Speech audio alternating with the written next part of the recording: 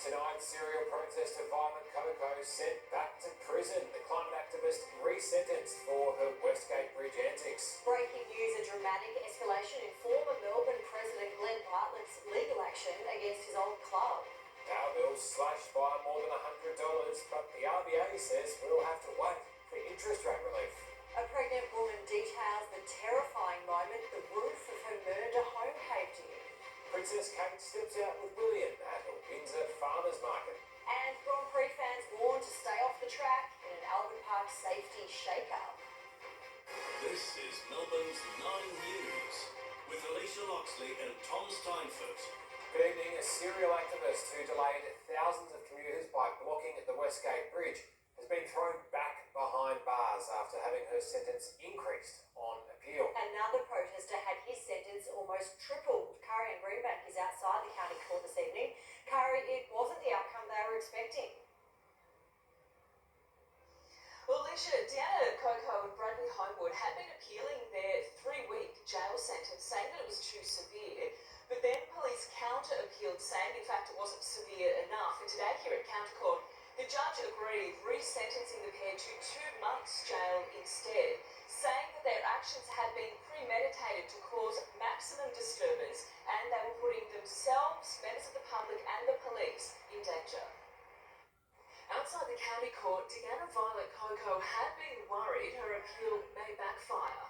Today I'm expecting the police prosecution to try and be as punitive as possible. And it did. The 33-year-old who'd been out on bail was sent back to prison after the judge resentenced the serial activist and her partner, Bradley Homewood, to 2 months in jail after this stunt 2 weeks ago when they used a budget rental truck to block multiple lanes of the Westgate Bridge, resulting in peak hour chaos for thousands of commuters. The court told the protest delayed 13 police responses and 3 ambulance call-outs, including to Roshni Ladd, who was in labour in her car and forced to give birth while stuck in traffic, something that vividly and graphically highlighted the significant adverse impacts of the protest, according to Judge Sexton, who said it must have been a very frightening experience for this couple to endure an unassisted childbirth on the side of the road.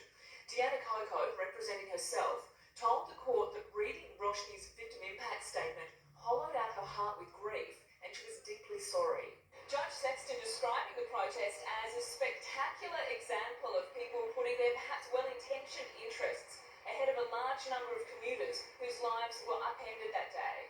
The court heard Coco and Homewood had both breached 2 court orders with their Westgate Bridge disturbance. The judge ruling their sentencing must send a message to like-minded protesters to not break the law. I think that they are trying to make an example out of us, but I think that it can have this backfire effect where the community will be absolutely outraged if peaceful protesters are put in prison. Curry and Greenbank. 500,000 customers will get some power bill relief from July 1, with the Victorian default offer to be cut by more than $100 a year. As Heidi Murphy reports, it's a decision that should put pressure on all energy retailers to follow suit. The minister can't hide her delight. Lower power bills. Claiming credit for this decision. We propose to lower the cost of the Victorian default offer by 6.4% for households and 7% for small businesses. This time last year was a brutal 25% price shock. Household bills rising by $350, small business slugged $750 extra.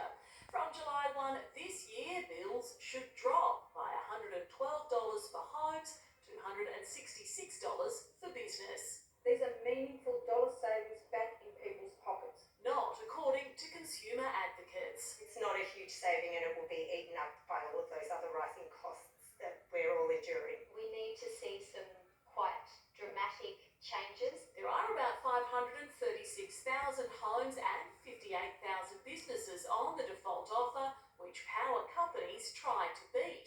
And there may be a bigger drop before the final decision in May. There are always a few moving parts between draft and final. Everything's piling up, but it would be nice to be a little bit lower. Any down is good. Let's go more down. The government is refusing to reveal if there will be any new help with power bills in May's budget. Consumer groups say if there is, it should just be for those that need it most. Targeted concessions for afford their energy. That's for the treasurer and for another day. Heidi Murphy, 9 News.